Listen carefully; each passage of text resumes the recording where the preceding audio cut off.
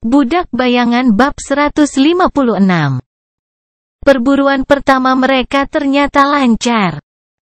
Dipandu oleh pencari jalan yang berpengalaman dan ditambah dengan bayangan diam-diam Sunni, mereka berhasil menghindari makhluk jatuh dan tiba di tujuan dalam keadaan utuh.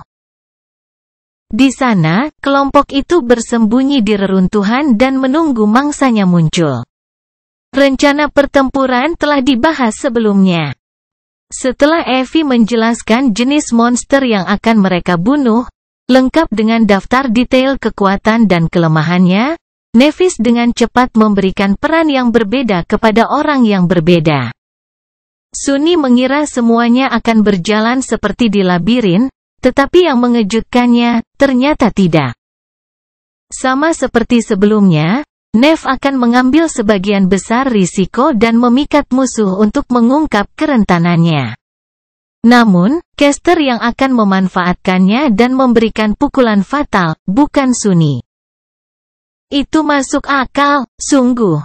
Lagi pula, kemampuannya bukanlah pertempuran, setidaknya tidak secara resmi. Itu rasional untuk mempercayakan peran kepada seseorang dengan kemampuan tempur yang sangat kuat, seperti yang dimiliki oleh caster. Tetap saja, entah kenapa, Sunni merasa marah karenanya. Rasanya seolah-olah dia sedang diganti. Tidak ingin terlihat kekanak-kanakan, dia menelan kepahitannya dan tetap diam. Saat monster itu muncul, semuanya berjalan dengan sempurna. Nephis dan caster mampu menghabisi makhluk itu tanpa mengalami luka apapun. Kerja tim mereka, meski tidak mudah, anehnya harmonis, mungkin karena keduanya warisan dan telah menerima pelatihan serupa. Sunni, yang tugasnya adalah ikut campur jika terjadi kesalahan, akhirnya tidak perlu mengangkat satu jari pun. Evie juga tidak, yang hanya tinggal bersama Casey kalau-kalau gadis buta itu membutuhkan perlindungan. Setelah semuanya selesai, dia tertawa, ini makanan termudah yang pernah kudapatkan. Status Evie di party agak aneh. Tidak seperti yang lain, dia tidak menunjukkan keinginan untuk bergabung dengan kelompok secara resmi. Sebaliknya, dia adalah pekerja upahan. Tanggung jawabnya termasuk membimbing party melalui reruntuhan dan memberi mereka informasi, dan tidak ada yang lain. Dia bahkan tidak diharuskan untuk bertarung berdampingan dengan mereka. Setelah Nikmah Kritur mati, mereka dengan cepat membantai dan meninggalkan tempat pertempuran dengan muatan daging yang berat. Sebelum bayang-bayang Crimson Spire jatuh di Dark City, kelompok itu sudah mendekati lengkungan marmer di dasar bukit. Saat itulah sesuatu yang tidak terduga akhirnya terjadi. Dan itu terjadi karena Nephis. Setelah memberikan bagian rampasan yang adil kepada pemburu wanita yang bersemangat, dia melirik Sunni, Casey, dan caster. Lalu, Changing Star berkata, "Aku ingin kalian bertiga mempercayakan bagian dagingmu padaku." Apa? Tentang apa itu? Sebelum Sunni sempat bertanya, Casey sudah tersenyum dan berkata, "Tentu saja, Nep."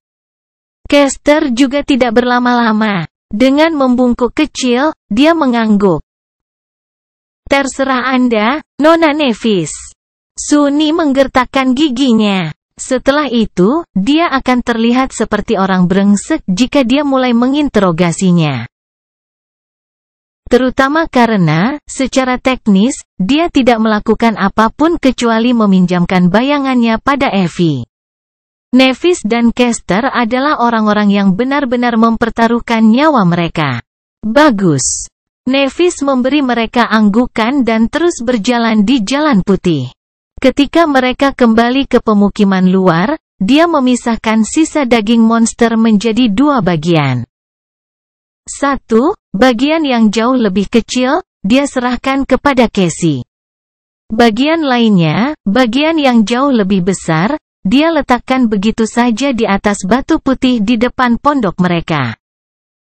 Evie melihat seluruh proses dengan rasa ingin tahu. Begitu pula para penghuni permukiman kumuh yang telah berkumpul untuk menyambut mereka kembali. Suni mengerutkan kening, "Apa yang sedang kamu lakukan?" Changing Star meliriknya dan kemudian menunjuk ke bungkusan kecil daging di tangan Casey. "Ini untuk kita menopang diri kita sendiri. Kita akan makan daging itu sampai perburuan berikutnya." Seseorang dari kerumunan berteriak, "Bagaimana dengan sisanya? Apakah kamu menjualnya? Berapa harganya?" Merupakan kebiasaan bagi para pemburu pemukiman luar untuk menjual sebagian dari rampasan mereka. Begitulah cara orang-orang di sini memberi makan diri mereka sendiri. Daging dapat ditukar dengan barang, layanan, atau, dalam kasus yang sangat jarang, pecahan yang sebenarnya. Nev menoleh ke orang-orang yang telah berkumpul dan menatap mereka dengan cemberut. Ketika semua orang terdiam, dia berkata dengan nada dingin, "Pesta berburuku tidak akan menjual daging apapun selamanya." Sebelum ada yang punya waktu untuk bereaksi, kecewa dengan jawaban itu, dia mengambil langkah ke samping, menunjuk ke tumpukan besar daging, dan berkata, "Sebaliknya, kami akan memberikannya secara gratis." Keheningan mematikan tergantung di atas tepi pemukiman luar. Penghuni daerah kumuh yang datang untuk melihat sekilas Changing Star atau dengan harapan mendapatkan makanan semuanya menatap Nevis dengan campuran gelap antara ketidakpercayaan, dan kecurigaan. Setelah beberapa saat, seseorang berteriak, "Trik apa yang kamu coba mainkan? Orang-orang di sini lapar, Changing Star? Malu padamu." Nevis menyilangkan lengannya, mengerutkan alisnya, dan menjawab, "Tidak ada tipuan. Setiap orang bebas mengambil sedikit daging untuk mengisi perutnya." Pria muda yang menuduhnya sebelumnya tertawa. "Mengapa kamu membagikannya secara gratis? Apa menurutmu kami bodoh?" Suni tersiksa oleh pertanyaan yang sama. Dia sering bercanda tentang bangsawan bodoh Nev, tetapi dia juga tahu bahwa dia tidak benar-benar bodoh. Dia selalu punya alasan untuk semua yang dia lakukan, bahkan jika alasan itu terkadang tampak gila baginya. Akhir-akhir ini, dia bahkan mulai curiga bahwa Nev jauh lebih sinis dan pragmatis daripada yang pernah dia hargai. Hanya saja sinisme versinya sangat berbeda dengan versinya. Apa yang dia lakukan? Sementara itu, Nevis menatap si peneriakan dengan tatapan dingin, merengut, dan berkata, ada sedikit kemarahan dalam suaranya. "Mengapa? Bukankah aku manusia? Apakah kamu bukan manusia? Apakah manusia membutuhkan alasan untuk membantu orang lain dari jenisnya di tempat terkutuk ini?" Dia melangkah maju dan melihat orang-orang yang berkumpul, membuat mereka menggigil di bawah tatapannya yang berat. "Malu pada saya? Tidak. Malu pada Anda semua karena melupakan siapa diri Anda. Kami adalah manusia, bukan binatang buas. Di dunia nyata atau di alam mimpi, inilah kami." Kata-katanya bergema di atas bebatuan putih, bercampur dengan deru angin. "Sekarang maju dan ambil makanan jika kamu lapar." Penghuni daerah kumuh masih belum yakin. Namun, rasa lapar mereka lebih kuat daripada kewaspadaan mereka. Segera, yang pertama dari mereka melangkah maju, dengan ragu-ragu mengambil sepotong kecil daging, melirik Nevis secara sembunyi-sembunyi, dan kemudian buru-buru pergi. Ketika yang lain melihat bahwa tidak ada yang terjadi padanya, mereka menjadi lebih berani. Pria dan wanita muda berpakaian compang camping membentuk barisan yang berantakan. Satu demi satu, mereka maju, menerima sepotong kecil daging mereka, dan kemudian menghilang dengan tergesa-gesa, takut akan diambil kembali. Perlahan, cahaya baru muncul di wajah mereka. Itu adalah emosi lemah dan pemalu yang sama yang diperhatikan Suni di mata penduduk kastil setelah Nev mengumumkan namanya. Itu adalah sesuatu yang memicu harapan, atau mungkin keyakinan. Dengan ekspresi gelap di wajahnya, Sunni mendongak ke siluet kecil pengawal yang mengamati mereka dari dinding benteng yang megah. Nevis benar ketika dia berkata bahwa mereka semua masih manusia. Namun, dia salah tentang yang lainnya. Karena manusia jauh lebih buruk daripada binatang buas. Dia tidak menyukai apa yang terjadi sama sekali. Budak Bayangan bab 157. Setelah hari itu, banyak hal bergerak dengan kecepatan yang membuat Sunni bingung. Seolah-olah dia ditarik ke depan oleh arus yang sangat kuat, tidak berdaya untuk memperlambat atau mengubah arah. Sebelum dia bisa bereaksi terhadap satu perubahan lain akan terjadi, membuatnya merasa kehilangan kendali. Semuanya terjadi begitu cepat sehingga dia merasa sulit untuk menyesuaikan diri. Sulit untuk tidak takut bahwa, pada akhirnya, dia akan tertinggal begitu saja. Setelah perburuan pertama di mana Nevis telah memilih untuk memberikan sebagian besar jarahan, dia memimpin mereka dalam beberapa lagi. Tidak semua perburuan itu berjalan mulus, tetapi mereka berhasil kembali sebagai pemenang, meski sedikit babak belur. Setiap kali, dia membayar Evie bagian dagingnya, mengambil sedikit untuk mereka konsumsi, dan memberikan sisanya kepada orang-orang di pemukiman luar secara gratis. Karena kecilnya bagian mereka sendiri, kelompok itu terpaksa berburu 2 hari sekali, bukan sekali atau 2 kali sebulan. Sunni sama sekali tidak mengerti mengapa mereka mengambil semua risiko yang tidak perlu itu.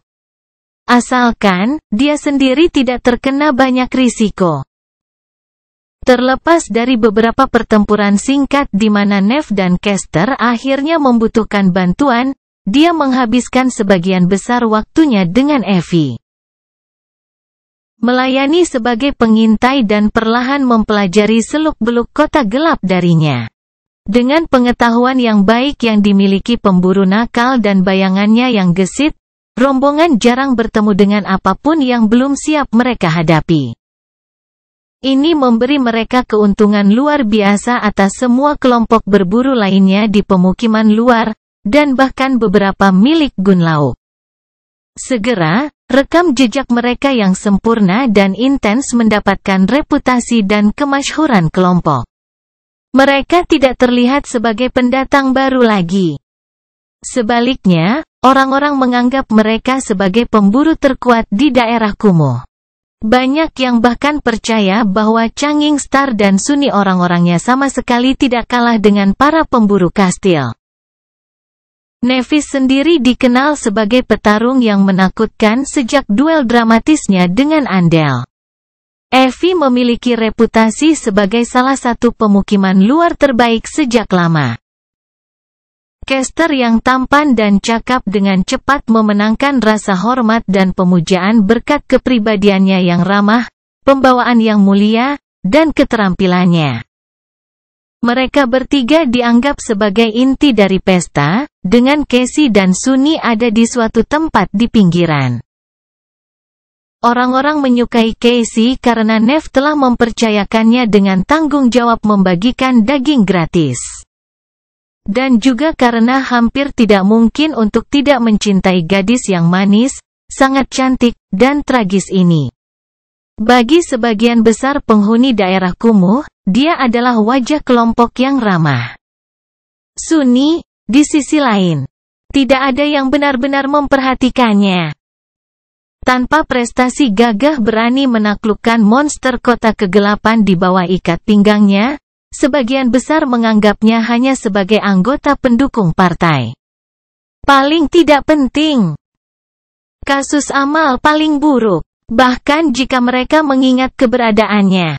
Sunni secara bersamaan senang hidup dalam ketidakjelasan dan diam-diam marah karena kurangnya pengakuan ini. Untung tidak ada yang curiga betapa kuatnya dia sebenarnya.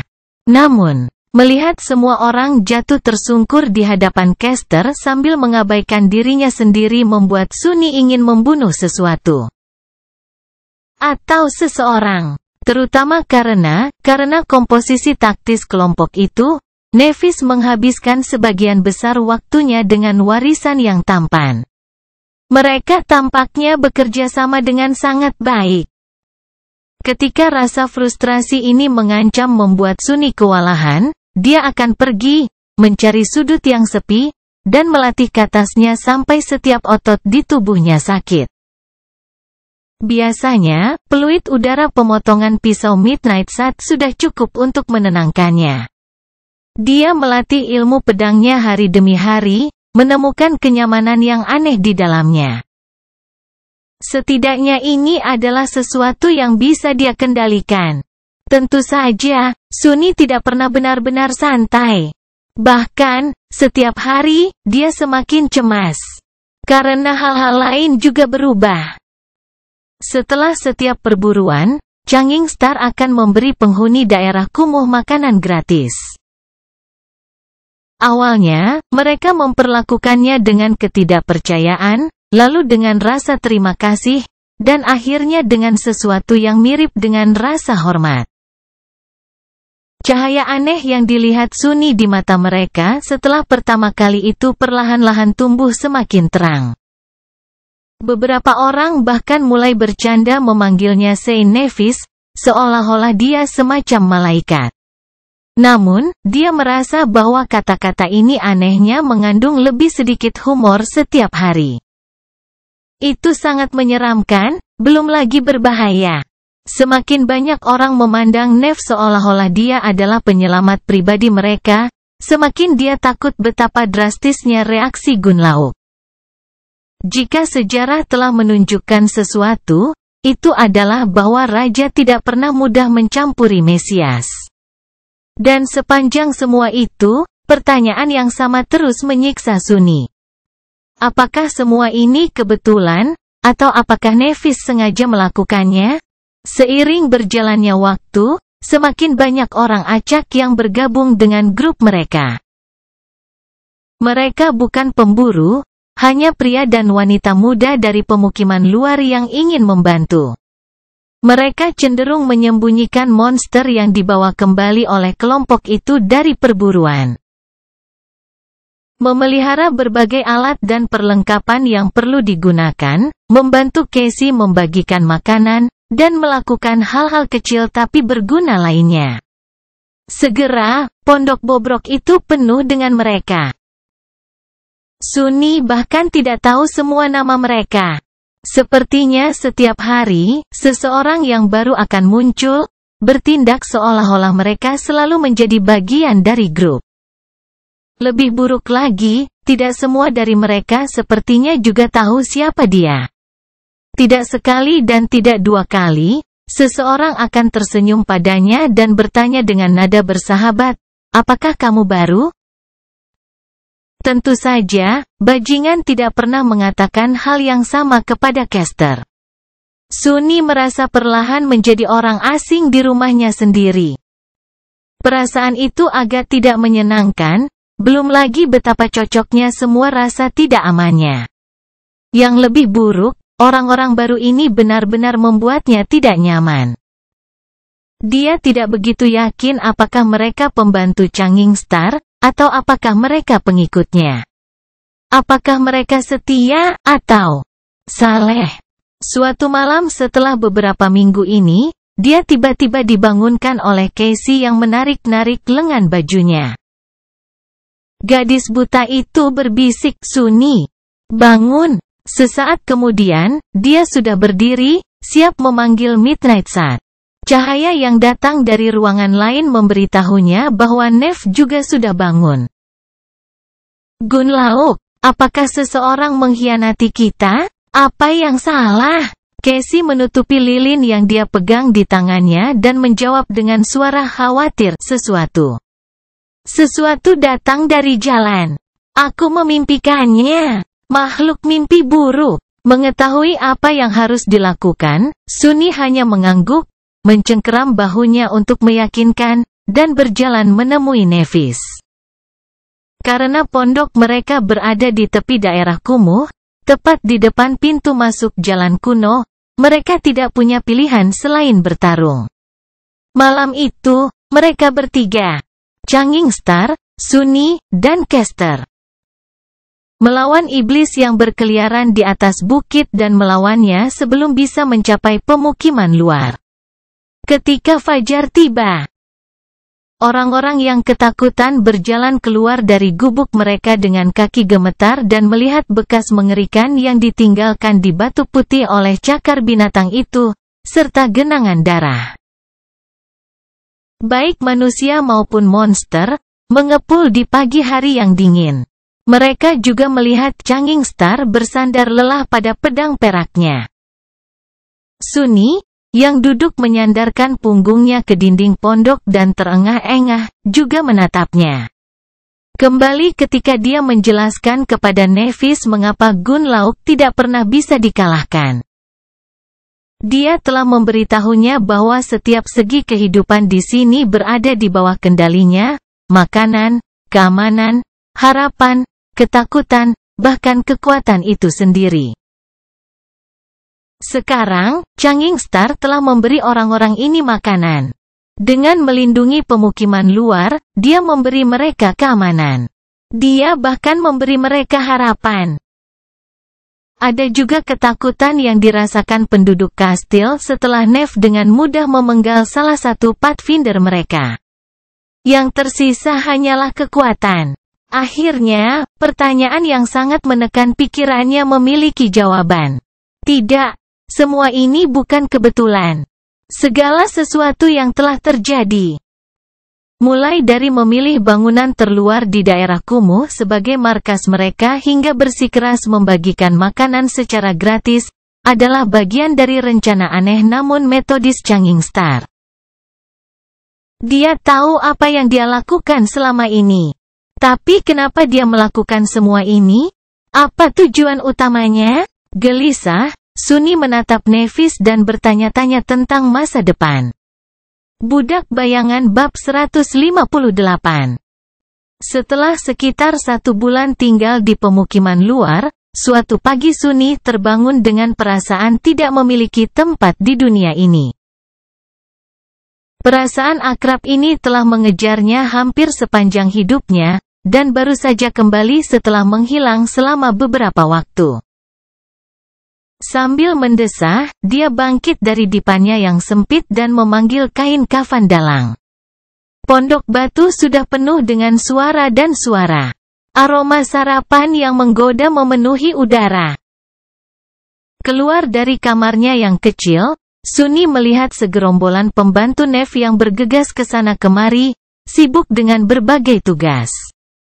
Beberapa dari mereka berhenti untuk menyambutnya, yang lain tidak.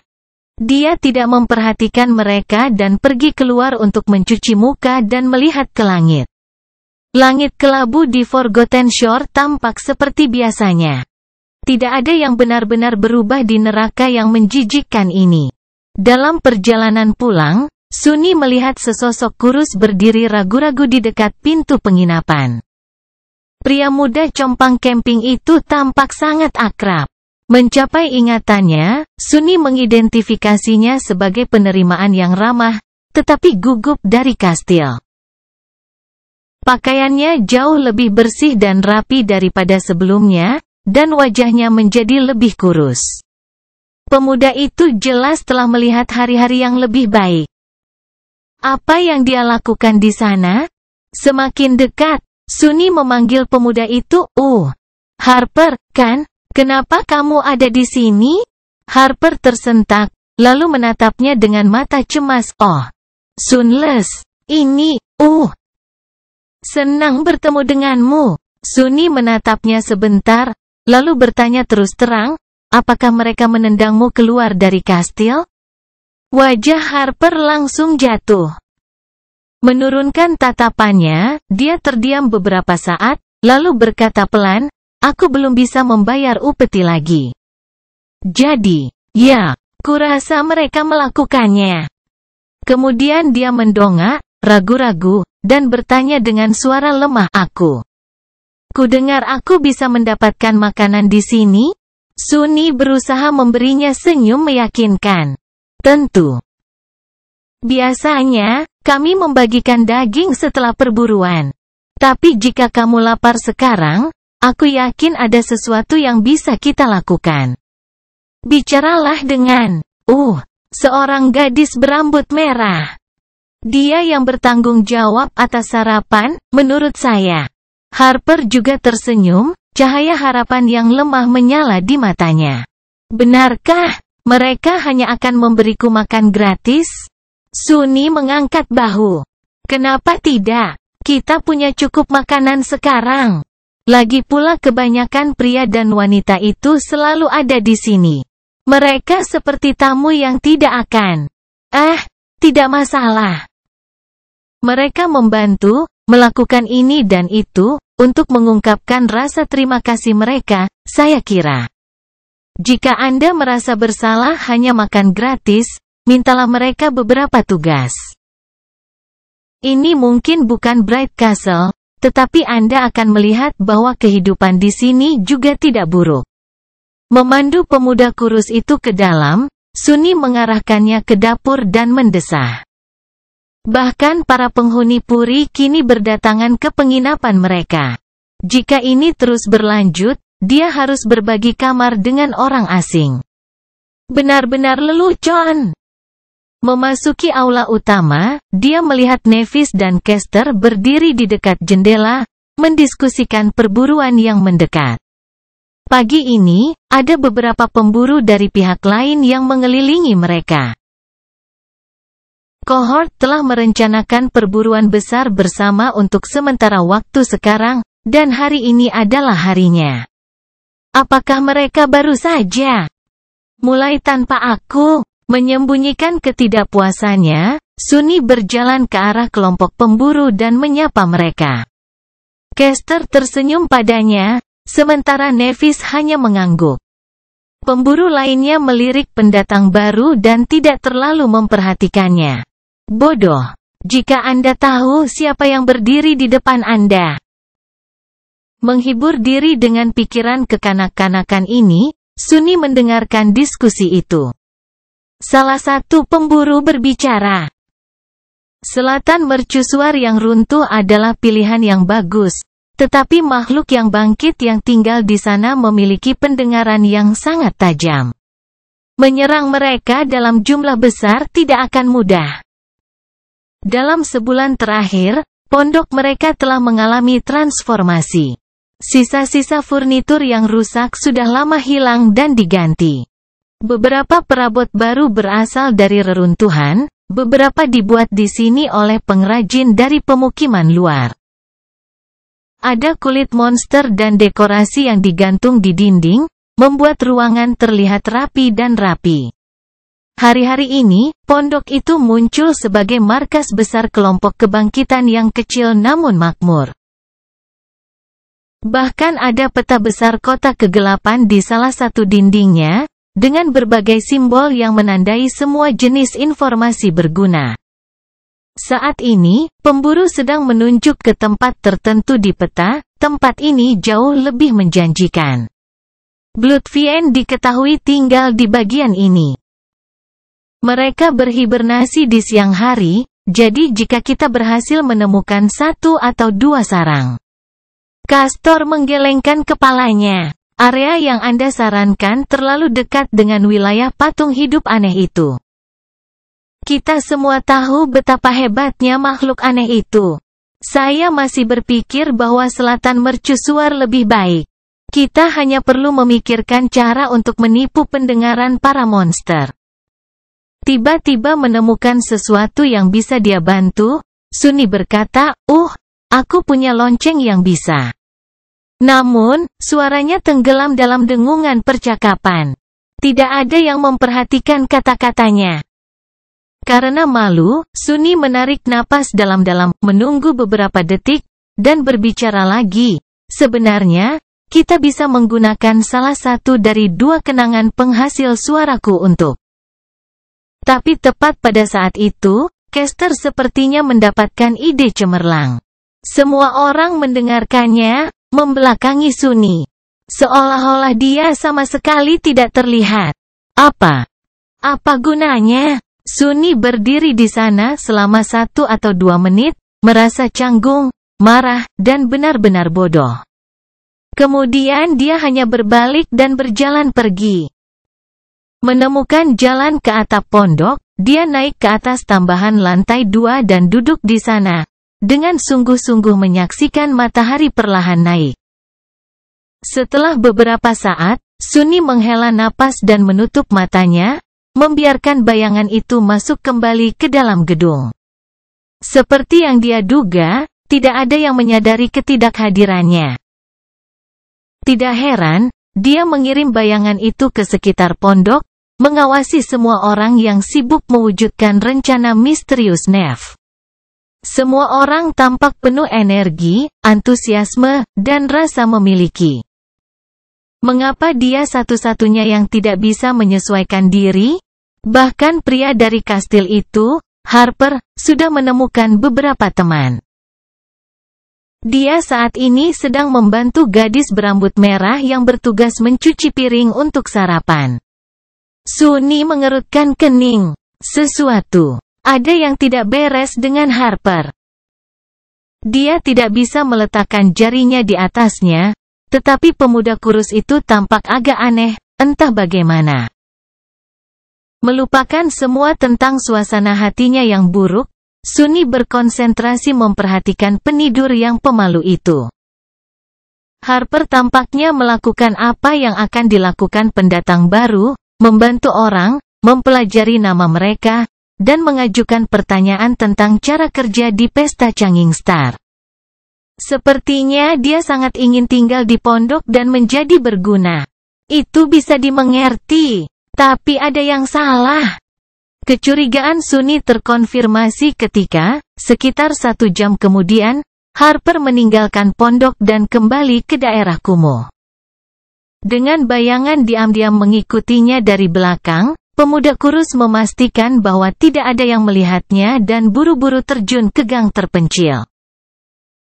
Jauh di dalam kegelapan gang itu, seorang pria sedang menunggunya. Sunny mengerutkan kening, mengenali salah satu pengawal berpangkat tinggi dari kastil. Jadi tentang semua ini. Penjaga, sementara itu, memelototi Harper dan bertanya dengan nada kasar dan tidak bersahabat dengan baik. Harper menunduk, ketakutan dan kecemasannya tampak jelas. Ya, Pak. Saya sudah melakukan apa yang Anda suruh. Tidak terlalu sulit. Penjaga itu tersenyum. Bagus. Sepertinya kamu benar-benar ingin kembali ke kastil. Harper mendongak. Cahaya putus asa menyala di matanya. Benarkah? Jadi, aku bisa kembali, meskipun aku tidak punya pecahan untuk membayar upeti? Senyum menghilang dari wajah penjaga. Kamu akan dapat kembali setelah kamu mengumpulkan semua informasi yang aku katakan untuk kamu pelajari. Jika kamu melakukannya, aku akan mengundang kamu ke dalam diriku sendiri. Bahkan tidak perlu khawatir tentang upeti. Tapi, ingat, aku perlu tahu segalanya tentang anggota inti kelompok, termasuk Saint Nevis sendiri. Aspek mereka, kemampuan mereka, cacat mereka. Aku bahkan ingin tahu tangan apa yang mereka gunakan untuk menyeka. Mengerti? Harper memucat. Tapi, Tuan, hal-hal seperti itu tidak akan mudah untuk mempelajarinya. Apalagi untuk pelayan sederhana sepertiku. Penjaga itu mengerutkan kening. Bukankah kamu mengatakan bahwa kamu sudah mengenal 2 anggota kohort? Inilah sebabnya aku memberimu kesempatan ini sejak awal. Apakah kamu berbohong padaku, nak? Pemuda kurus itu tersentak. Tidak. Aku tahu mereka. Aku sudah berbicara dengan pramuka Lady Changing Star. Dia adalah temanku. Senyum lebar mengancam muncul di wajah penjaga itu. Kapan ada masalah? Buat saja orang bodoh itu berbicara.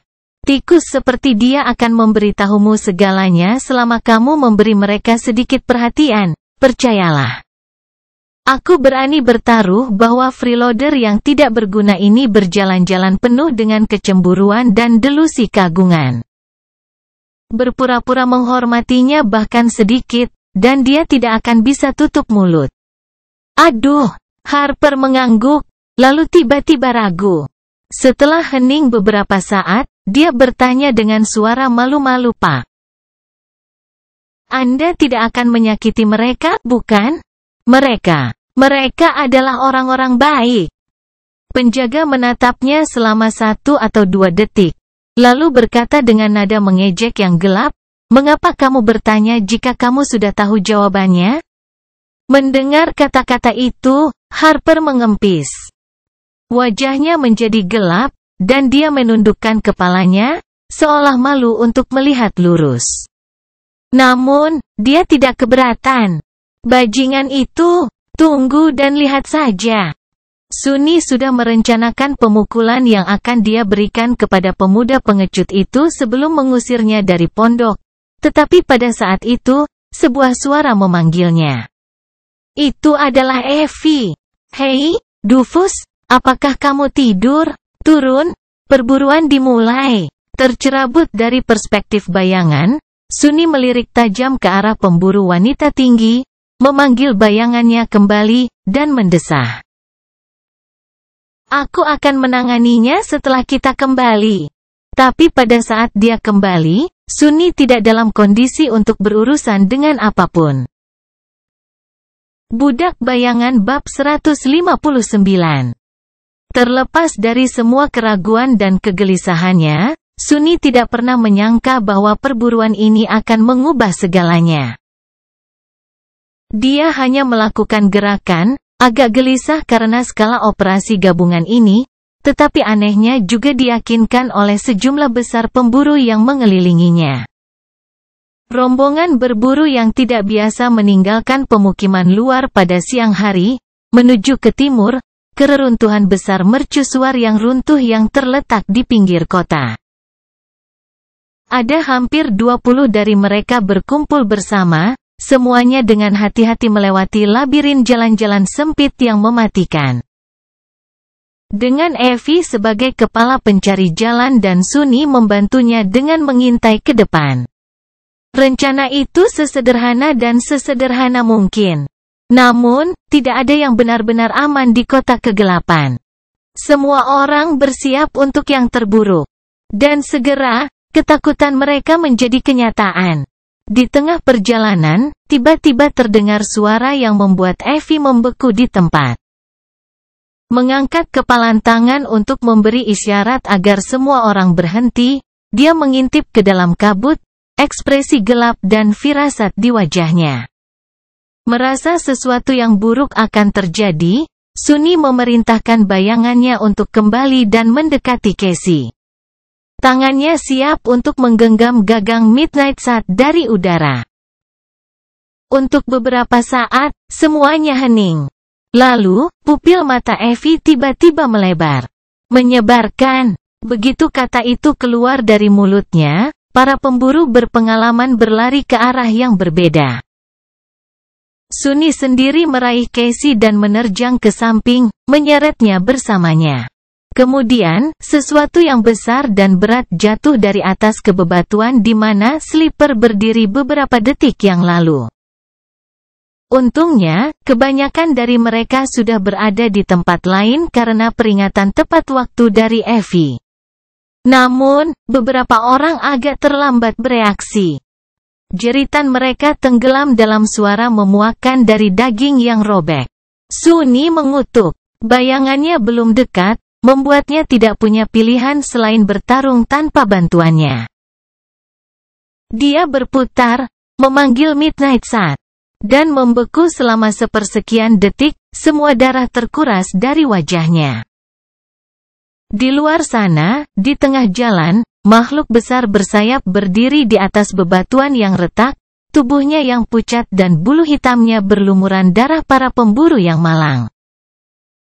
Paruhnya yang menakutkan terbuka, menampakkan deretan taring tajam seperti jarum.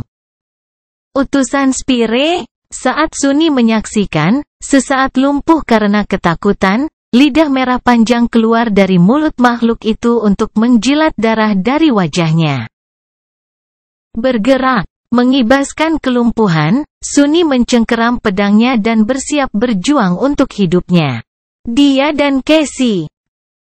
Setelah itu, semuanya terjadi dengan sangat cepat, tetapi juga terasa seperti selamanya.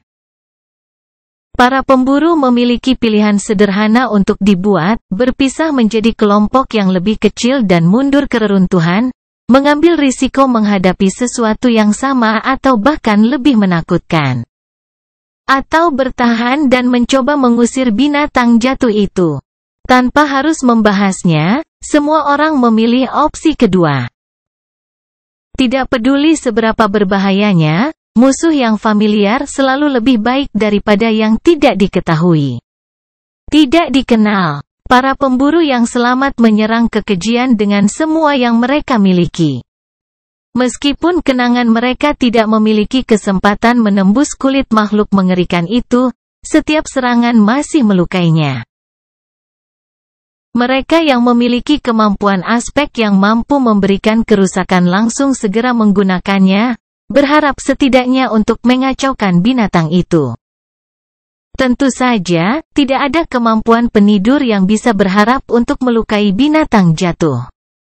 Namun, jika serangan mereka cukup ganas, messenger bisa mundur untuk mencari mangsa yang lebih mudah. Namun, jika itu hanya membuat kekejian semakin marah, kebanyakan dari mereka akan mati. Lebih dari segalanya, mencoba melawan makhluk dengan peringkat ini hanyalah pertaruhan. Selama beberapa detik, tidak jelas ke arah mana situasi akan berubah. Messenger dengan mudah mengabaikan hujan serangan dan menyerang dengan paruhnya, menusuk salah satu pemburu hingga bersih meskipun pria itu bertubuh perkasa dan baju besi yang berat. Yang lainnya hampir tercabik-cabik oleh cakar yang menakutkan. Tetapi pada detik terakhir, Caster berhasil menarik pemuda itu menjauh berkat kecepatannya yang luar biasa. Sunni menunggu di belakang, menutupi Casey dan berdoa agar bayangannya kembali tepat waktu untuk memberinya kesempatan untuk melukai makhluk terkutuk itu. Tapi pada akhirnya, Evie lah yang memberikan pukulan telak. Memanggil senjatanya, dia melompat ke depan. Sunni bisa melihat otot-ototnya yang ramping dan kuat bergerak seperti tali kawat di bawah kulit buah zaitun. Seolah berubah menjadi pegas, seluruh tubuhnya menegang, dan kemudian meledak dengan momentum. Ada cukup kekuatan di balik serangannya untuk membelah gunung. Ajaibnya, ujung senjatanya berhasil menembus kulit pucat di dada utusan Tuhan dan menusuk dalam-dalam, menyebabkan aliran darah menyembur keluar. Makhluk itu menjerit, lalu menyerang dengan cakarnya yang kuat ke arah pemburu wanita itu. Perisai bulat besar muncul di tangan kiri Evie. Menggali sol sandalnya ke tanah, dia mencondongkan tubuh ke depan dan menerima pukulan yang mengerikan. Batu bulat di bawah kakinya retak, tapi pemburu wanita itu tetap berdiri. Meludah seteguk darah, dia menyeringai gila dan memutar senjatanya, menyebabkan lebih banyak kerusakan dan rasa sakit pada utusan Tuhan. Sepertinya Valen Beast tidak menyangka akan menghadapi perlawanan sengit dari sekelompok semut, belum lagi benar-benar disakiti oleh mereka. Menjerit lagi, ia melambaikan sayapnya untuk mengirim Slipper terbang kembali, mengangkat para pemburu yang mati, dan melompat ke udara. Segera, kekejian berubah menjadi titik gelap di langit. Yang tersisa hanyalah genangan darah, pecahan batu, dan rintihan manusia yang babak belur. Entah bagaimana, mereka selamat. Yah, sebagian besar dari mereka. Evie menegakkan tubuhnya, melepaskan perisainya, dan menunduk. Sial, sepertinya lenganku patah. Dengan darah mengalir di dagunya, pemburu itu tertawa dan bersandar pada senjatanya, tampak kelelahan. Sunni ingin memberi selamat padanya atas pemogokan yang luar biasa itu, tetapi kemudian, sesuatu muncul di benaknya. Mendadak kedinginan, dia menatap senjata Evie. Dia belum pernah melihatnya bertarung sebelumnya, jadi ini adalah pertama kalinya Sunni melihat apa yang digunakan memori sang pemburu dalam pertempuran. Itu adalah tombak. Tombak kuno yang indah ditempa dari perunggu. Sesuatu muncul di benaknya, potongan-potongan informasi yang berbeda saling terhubung. Dan kemudian, semuanya meledak. Atau setidaknya terasa seperti itu. Karena Sunni akhirnya mengerti masa depan. Budak Bayangan bab 160. Hei, Dufus. Kamu baik-baik saja? Sunni bereaksi setelah 1 atau 2 detik, mengangkat kepalanya dan menatap Evie dengan mata kosong. Iya, aku baik-baik saja. Hanya memikirkan hal-hal. Evie memberinya tatapan aneh, lalu mengangkat bahu dan berbalik. Semua orang terlalu sibuk untuk memperhatikannya. Bukan berarti ada yang pernah melakukannya. Ditinggal sendirian, Sunni terhuyung-huyung dan perlahan-lahan menurunkan dirinya ke tanah. Dalam benaknya, satu kalimat berulang-ulang, semakin keras dan semakin keras setiap detik. Seorang wanita dengan tombak perunggu tenggelam dalam gelombang monster. Seorang wanita dengan tombak perunggu. Ini adalah bagian dari penglihatan yang dilihat Casey di awal perjalanan mereka, pada malam yang mereka habiskan di atas patung raksasa ksatria tanpa kepala. Yang begitu mengerikan sehingga dia hampir melompat ke perairan gelap laut terkutuk hanya untuk melarikan diri dari terornya. Itu juga merupakan kunci yang menghubungkan setiap informasi kecil yang diketahui Sunni menjadi satu gambaran yang kohesif dan membuatnya memahami arti sebenarnya dari penglihatan yang mengerikan itu. Dia bergidik, mengingat apa yang Casey katakan kepada mereka pada malam yang gelap itu dengan sangat mendetail, aku melihat kastil manusia lagi. Hanya saja kali ini di malam hari. Ada bintang kesepian yang menyala di langit hitam, dan di bawah cahayanya, kastil itu tiba-tiba dilalap api, dengan aliran darah mengalir di lorong-lorongnya. Saya melihat mayat dengan baju besi emas duduk di singgasana, seorang wanita dengan tombak perunggu tenggelam dalam gelombang monster. Seorang pemanah yang mencoba menembus langit yang jatuh dengan anak panahnya. Selama itu, Sunni yakin, untuk beberapa alasan, bahwa Casey melihat bencana alam yang melahap tanah ini dan mengubahnya menjadi neraka yang sunyi, menciptakan Forgotten Shore. Bagian pertama dari penglihatan itu tentu mengacu pada bagaimana kutukan dari kegelapan yang menguasai segalanya telah terlepas dari ketujuh meterainya. Jadi dia baru saja berasumsi bahwa bagian lain dari penglihatan itu berbicara tentang masa lalu juga. Tapi tombak Evie memberinya pencerahan, wahyu yang mengerikan bahwa selama ini dia salah. Bahwa gambar apokaliptik yang digambarkan Casey bukanlah dari masa lalu, tetapi dari masa depan. Masa depan mereka. Dengan gemetar, Sunni mengangkat kepalanya dan menatap Nevis, yang menggunakan kekuatannya untuk menyembuhkan para pemburu yang terluka, wajah gadingnya berubah menjadi seringai menyakitkan. Matanya lebar dan penuh ketidakpercayaan. Semuanya sangat jelas. Dia adalah bintang kesepian yang terbakar di langit gelap di atas Bright Castle, membawa serta api dan aliran darah. Lagi pula, namanya adalah Changing Star. Atau, tergantung rune yang digunakan untuk menulisnya, Star of Misfortune. Bintang kehancuran. Sunni menghabiskan begitu banyak waktu untuk takut akan apa yang akan dilakukan Gunlaug dengan Nevis, tetapi dia seharusnya takut dengan apa yang akan dia lakukan padanya. Mayat dalam baju zirah emas duduk di singgasana. Kenapa dia tidak menyadari kebenarannya setelah melihat Bright Lord untuk pertama kalinya? Itu dia. Gunlaug adalah mayat dalam penglihatan Casey. Evie adalah wanita yang tenggelam di lautan monster. Sang pemanah. Sunny belum tahu, tapi dia yakin mereka akan segera bertemu. Mungkin hanya untuk mati bersama. Dia selalu tahu bahwa Nephis dibimbing oleh suatu tujuan yang misterius dan luar biasa. Dia tidak tahu apa tujuan itu, tapi jelas bukan di sini, di Forgotten Shore. Untuk mencapainya, Changing Star harus menemukan cara untuk kembali ke dunia nyata. Itu sebabnya dia selalu teguh dan tak kenal lelah dalam ambisinya untuk maju, mengatasi rintangan apapun, menanggung rasa sakit apapun.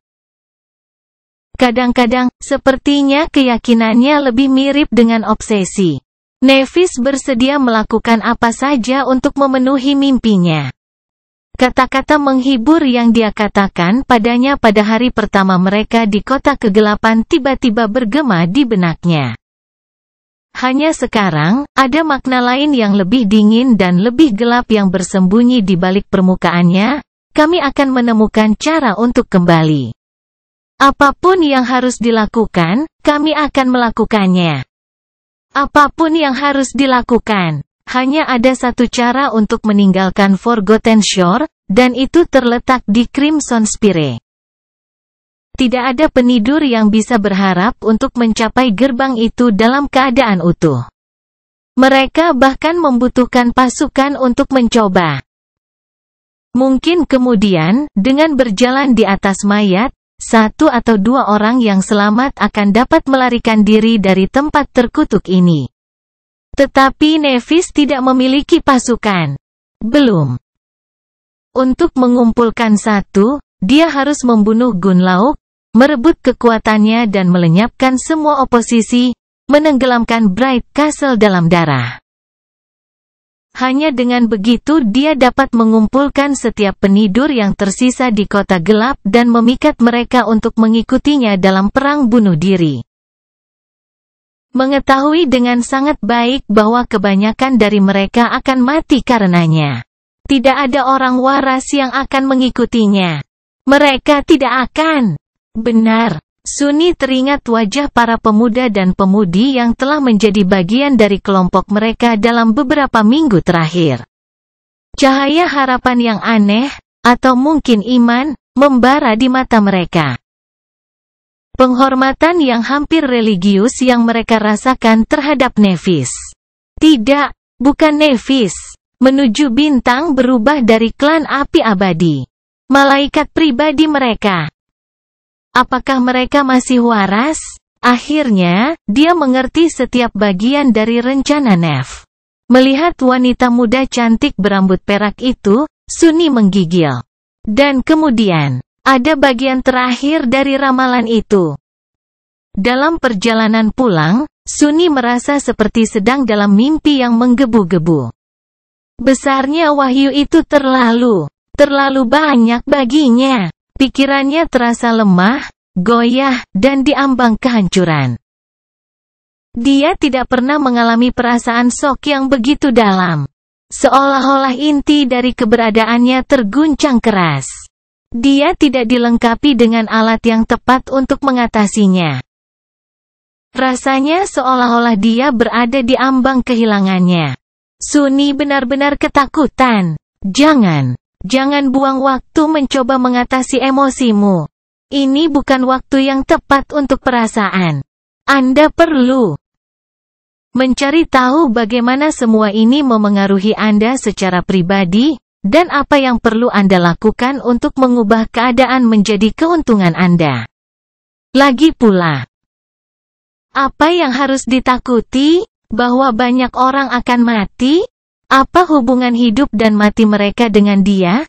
Ya, selama dia yang tersisa berdiri pada akhirnya, semua ini mungkin benar-benar bermanfaat. Bukankah dia menghabiskan minggu-minggu terakhir dengan ketakutan akan apa yang akan dilakukan Gunlaug pada mereka? Nah, sekarang dia tahu bahwa Gunlaug akan berakhir sebagai mayat. Masalah terpecahkan. Bukankah dia hancur oleh berita bahwa dia akan menghabiskan sisa hidupnya di neraka yang menjijikkan ini? Nah, sekarang itu bukan kepastian lagi. Bagian terakhir dari ramalan itu. Semuanya baik-baik saja. Lebih baik dari yang pernah ada. Namun, tidak peduli berapa banyak Sunni berusaha untuk bersikap rasional, dia tidak bisa tidak dipenuhi dengan teror. Di bawah cahaya merah matahari terbenam, dia menemukan alasan untuk meninggalkan pondok dan berjalan ke tepi platform batu. Tidak ada yang terlalu peduli tentang keberadaannya, jadi tidak sulit untuk menghilang untuk sementara waktu. Tidak ada yang memperhatikan bahwa ada sesuatu yang mengganggu Sunni juga. Mereka semua sudah terbiasa dengan perilakunya yang murung. Hanya Casey yang tampaknya menyadari sesuatu. Dan Kester, yang berpura-pura riang, tetapi sebenarnya memiliki kebiasaan mengawasi siapapun yang dekat dengan Nevis seperti elang. Bajingan itu.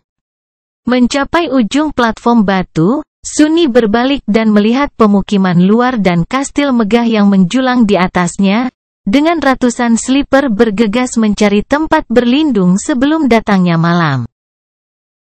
Perasaan dingin dan mengerikan mencengkeram hatinya. Semua orang ini akan mati. Nev akan membunuh mereka. Apakah dia bersedia membantunya melakukannya?